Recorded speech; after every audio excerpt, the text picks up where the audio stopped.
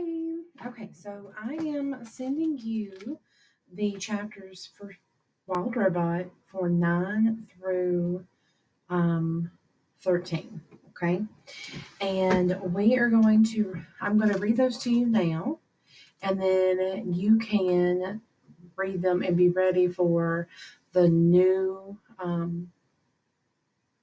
set of chapters that you'll get on Friday. So every week from now on, I'm going to send you um, chapters on Friday that you will read on Friday or over the weekend, but just be prepared for your next Zoom meeting because we will talk about and discuss the wild robot. So I'm just doing this one to sort of get everybody caught up and on the same page. And then on Friday, you'll get your new chapters, okay? And then I have you here, so if you have forgotten what has happened in the first 8 chapters, you can come back and look at them here. I'm going to put chapters 9 through 13 here, as well as email them out. And every time I email you the videos, I will put them in here. Okay? All right. Let's get started. Well, let me get that knot so. All right. Well, now I touched it up. I just put lotion on my hands, so that made it. Okay. Chapter 9, The Mountain. Roz was now stomping her way up the mountain. Dense forests and rocky outcrops forced the robot to zig and zag and backtrack. But after an hour of steady hiking, she arrived at the craggy mountain peak. Grasses and flowers and shrubs sprouted from every pocket of soil. But there were no trees. Oops, there we go. But there were no trees at the top. Roz was safe from those annoying pine cones. She dusted herself off and then carefully climbed up a leaning slab of stone to the highest point of the entire mountain. The robot slowly turned her head completely around. She saw the ocean stretching to the horizon in every direction, and in that moment, Roz learned what you and I have known since the very beginning of the story. In that moment, Roz finally realized that she was on an island. Roz looked down and surveyed the island, starting from the sandy southern point. Why does it just technology work?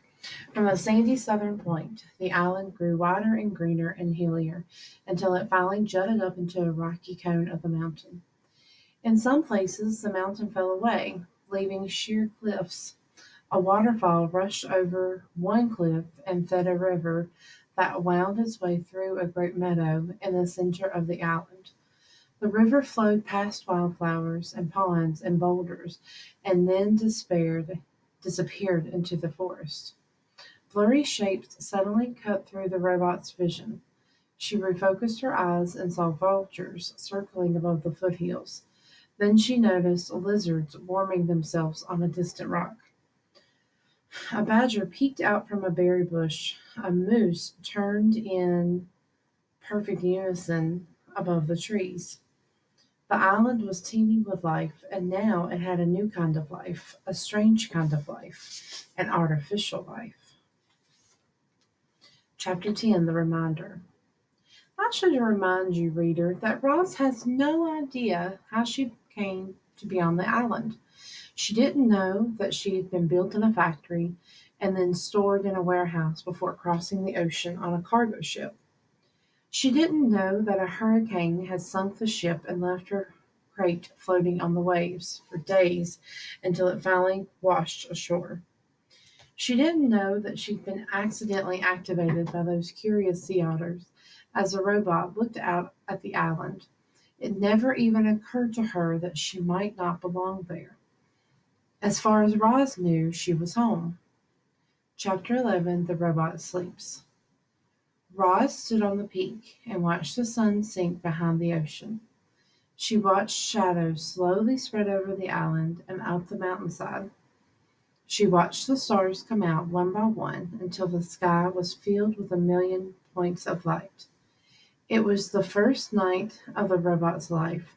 She activated her headlights, and suddenly bright shafts of light were beaming out from her eyes, illuminating the whole mountaintop.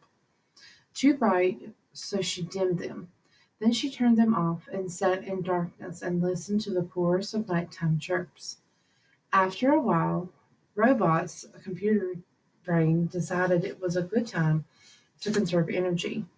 So she sat and anchored her hands to the rocks, her non essential programs switched off, and then, in her own way, the robot slept. Chapter 12. The Storm. Roz felt safe up on the mountain top, so she spent the next few days and nights perched on the peak. But everything changed one afternoon when a low flying cloud crept up the mountain, and Roz found herself surrounded by white.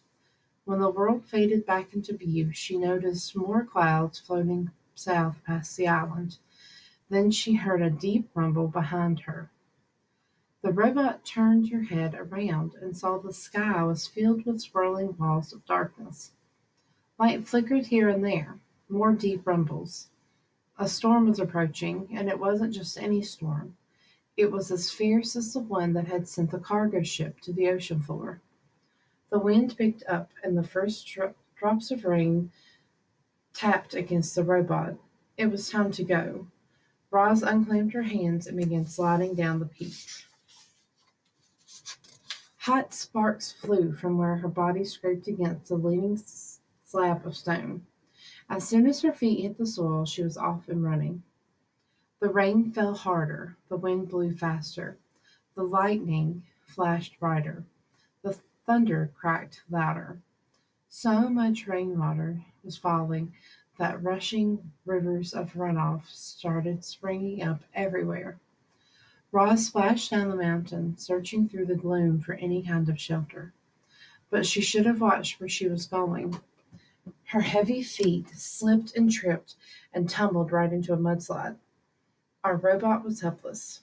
The river of mud whisked her down the hill, slamming her into rocks and dragging her through bushes and sweeping her straight towards a cliff. Mud was pouring off the cliff like a waterfall. Roz frantically clawed at the ground, grasping for anything she could hold on to, but the flow carried her faster towards the edge. And just as she was about to plunge over the side, she came to a hard, sudden stop. Mud surged around her, spraying her in the face and pinning her against some solid thing. She felt blindly with her hands and recognized the thick roots and trunk of a pine tree. In an instant she was pulling herself up into the branches. The wind whipped across the mountainside, and Roz heard the familiar thunk of pine cones pounding her body. But she didn't mind them. She was just happy to be safe from the mud flow. The robot locked her arms and legs around the tree and waited for the storm to blow over.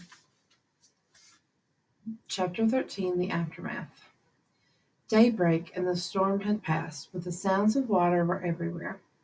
The air was filled with the dripping sounds of mountain runoff and sloshing sounds of flooded streams.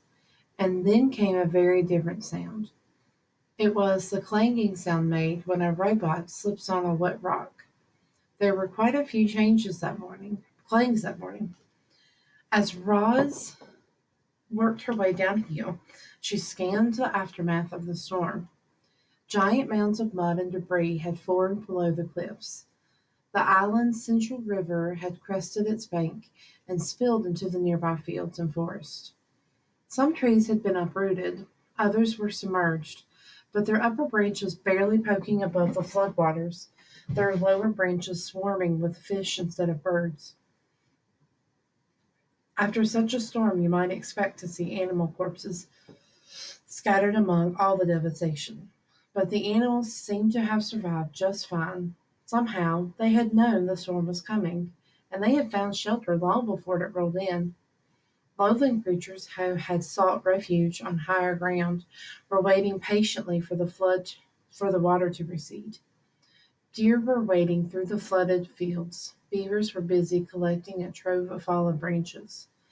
Geese honked in the sky before splashing down into a watery section of the forest.